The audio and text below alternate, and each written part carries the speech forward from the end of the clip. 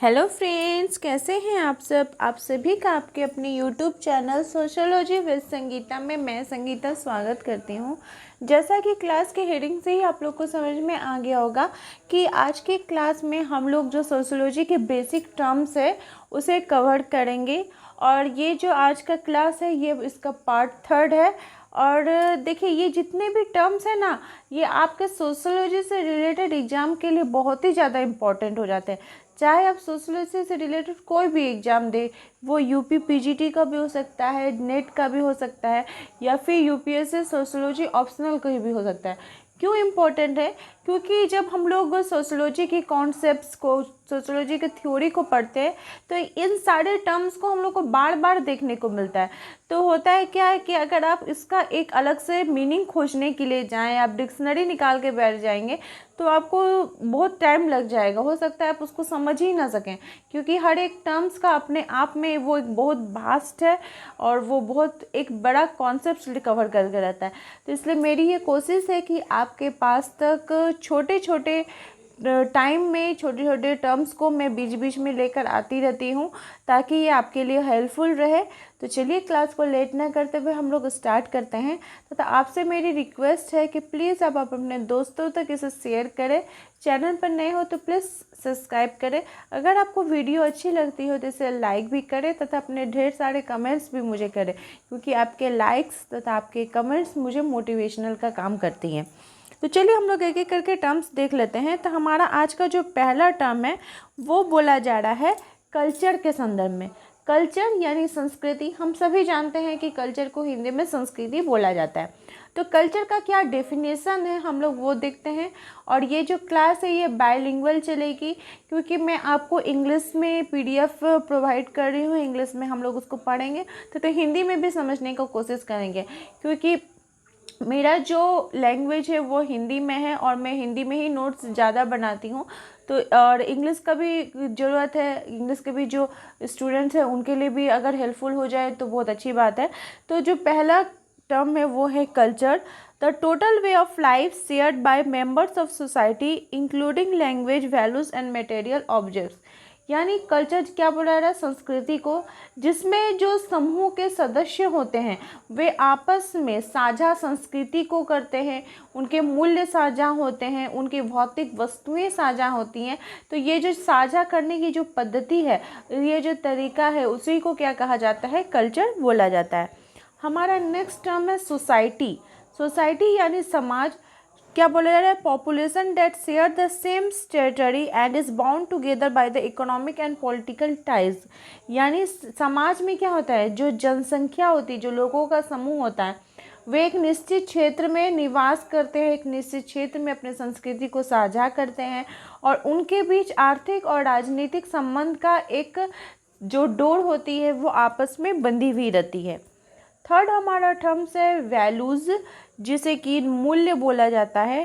Shared ideas about desirable goals. अर्थात मूल्य जो है ये एक वांछनीय लक्ष्यों के बारे में साझा विचार को कहा जाता है।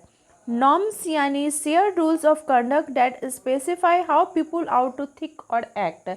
अर्थात ये हमारे आचरण करने का साझा नियम होता है, जो कि क्या करता है? निर्देशित करता है कि कैसे लोग कैसे सोच रहे हैं, उनकी सोच कैसी है और वो समाज के अंतर्गत रह के किस प्रकार के कार्यों को संपन्न कर रहे हैं। हमारा फिफ्थ नंबर जो टर्म्स है वो है सब culture. Groups that share in the overall of culture of society but also maintain distinctive sets of values, norms and lifestyle and even a distinctive language। सब कल्चर यानी उप संस्कृति। इसमें क्या बोले? संस्कृति के अंतर्गत जो संस्कृति मौजूद होती है, यानी ऐसे समूह जो समाज की समग्र संस्कृति का हिस्सा तो होते हैं, लेकिन उनकी अपनी अलग मूल्य होते हैं, उनके मानदंड होते हैं, उनकी निश्चित जीवन शैली होती है और यहाँ तक कि उनकी अपनी एक विशिष्ट भाषा होती है। और ये जो संस्कृति के अंदर संस्कृति है उसे उप संस्कृति या सब कल्चर बोला जाता है। हमारा 6 नंबर जो टर्म्स है वो है काउंटर कल्चर, जिसे हिंदी में काउंटर कल्चर ही बोला जाता है। यह एक क्या होता है कि groups that share in groups values that are the opposite of the dominant cultures. अर्थात काउंटर कल्चर ऐसे समूह होता है जो कि समूह के मूल्यों में साझा करते हैं और उनकी अपनी संस्कृति क्या होती है, अलग होती है। यानी जो दूसरे लोग होते हैं, दूसरे लोगों का जो संस्कृति है उनसे जो उनकी अलग संस्कृति होती है उसे ही काउंटर कल्चर बोला जाता है। हमारा सेवेंथ नंबर जो टर्म है वो है high culture. Culture preferences associated with the upper class. अर्थात बोला जा रहा है उच्च संस्कृति, जो उच्च वर्ग के लोग होते हैं उनसे जो संस्कृति जुड़ी होती हैं, वो उनकी अलग जो प्राथमिकताएं होती हैं उसे उच्च संस्कृति या हाई कल्चर बोला जाता है। हमारा 8 नंबर टर्म है कि पॉपुलर कल्चर। पॉपुलर यानी फेमस, जैसा कि सभी को पता है, लोकप्रिय संस्कृति के बारे में यह बात की जा रही है। Aspects of culture that are widely accessible and commonly shared by the most member of a society, especially those in the middle, working and lower classes। अर्थात बोला है संस्कृति के पहलू, एक ऐसा पहलू जो व्यापक रूप से क्या होता है कि एक जो उनका जो समाज के अंदर जो संस्कृति होती है उसको अधिकांश लोग फॉलो करते हैं, उनको क्यों वो संस्कृति पसंद आती है, तो उसे ही क्या बोला जाता है, पॉपुलर कल्चर बोला जाता है। हमारा 9th नंबर जो टर्म है वो है culture shock. Discomfort that arise from exposure to a different culture. Culture shock में क्या बोला जा रहा है, एक अलग संस्कृति के संपर्क में आने से जो उत्पन्न होने वाली जो असुविधा होती है उसे क्या कहा जाता है, कल्चर शॉक कहा जाता है। मान लीजिए आपकी एक अलग कल्चर है, आप एक अलग कल्चर को फॉलो कर रहे हैं, लेकिन आपको अगर ऑक्यूपेशन के लिए या फिर आपका मैरिज कोई अलग संस्कृति में हो जाता है तो उस संस्कृति में मिसने में या आपको मिलने में जो एक जो असुविधा होती है उसे ही कल्चर शॉक बोला जाता है। हमारा 10th नंबर जो टर्म्स है बहुत ही इंपॉर्टेंट टर्म्स है, ये आपको हर एक सब्जेक्ट में देखने को मिलता है। Globalization, process through which ideas, resources, practices and people increasingly operate in world wide rather than a local framework. अर्थात बोला जा रहा है ग्लोबलाइजेशन, जिसे कि वैश्वीकरण बोला जाता है, यह एक ऐसी प्रक्रिया होती है जिसके माध्यम से जो लोग होते हैं वे अपने विचारों को, अपने उनकी जो संसाधन के साधन होते हैं वो स्थानीय ढांचे में चलाने के बजाय वो बाहर की दुनिया के साथ काम करते हैं। अर्थात मान लीजिए कि उनको एक खुला व्यापार मिल जाता है, चाहे वो रोजगार के क्षेत्र में हो, चाहे वो कृषि के क्षेत्र में हो, चाहे वो शिक्षा के क्षेत्र में, उन्हें यह क्या बोलते हैं, मुक्तता मिलती है, फ्रीली होती है कि वे कहीं भी जाकर व्यापार कर सकते हैं, कहीं भी जाकर शिक्षा को ग्रहण कर सकते हैं। तो ये जो मुक्त व्यापार है उसे ही क्या कहा जाता है, ग्लोबलाइजेशन कहा जाता है। हमारा 11 नंबर टर्म है सोशलाइजेशन यानी समाजीकरण। The process of learning the roles, statuses and values necessary for participant in social institution. समाजीकरण एक ऐसी प्रक्रिया होती है जिसमें सामाजिक संस्थाओं को भागीदार के लिए आवश्यक भूमिकाओं, स्थितियों और मूल्यों को सीखने की एक प्रक्रिया होती है।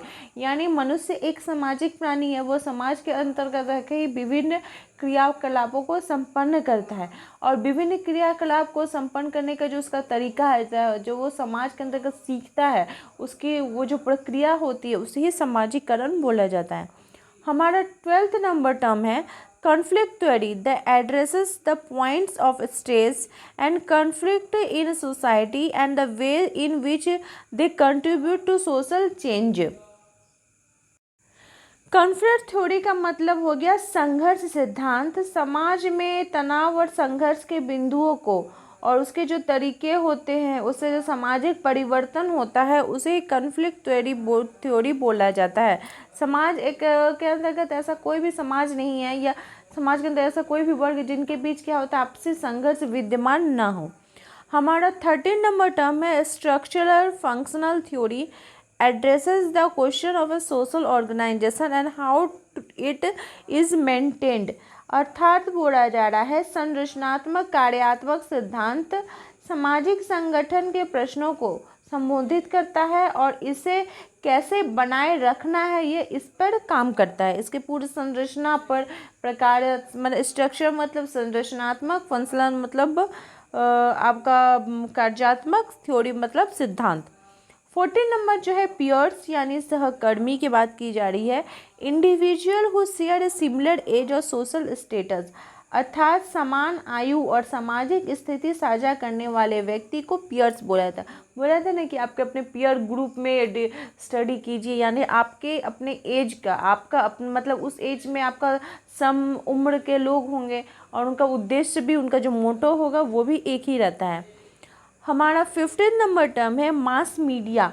मास मीडिया जिसे कि क्या बोला जा रहा है, all form of communication design to reach broad audience, अर्थात संचार के सभी रूपों का व्यापक दर्शकों तक जो पहुंचने के लिए डिजाइन तैयार किया जाता है उसे ही मास मीडिया बोला जाता है। आज का हमारा लास्ट टर्म है वो है आपका एक्सचेंज। एक्सचेंज यानी voluntary interactions from which all parties accept some rewards, अर्थात विनिमय। एक्सचेंज को क्या बोला जाता है, विनिमय। ये स्वैच्छिक बातचीत जिससे सभी को पक्ष कुछ रखने होता है और उस वो जो पक्ष रखता है या फिर एक दूसरे से कुछ चीज़ों का जो आदान प्रदान किया जाता है तो उसे ही विनिमय बोला जाता है, उसे ही एक्सचेंज बोला जाता है। इसमें वो अपने थॉट्स को भी रख सकता है या फिर कोई वस्तुएं भी हो सकती है। तो आई होप आपको आज की क्लास हेल्पफुल लगी होगी।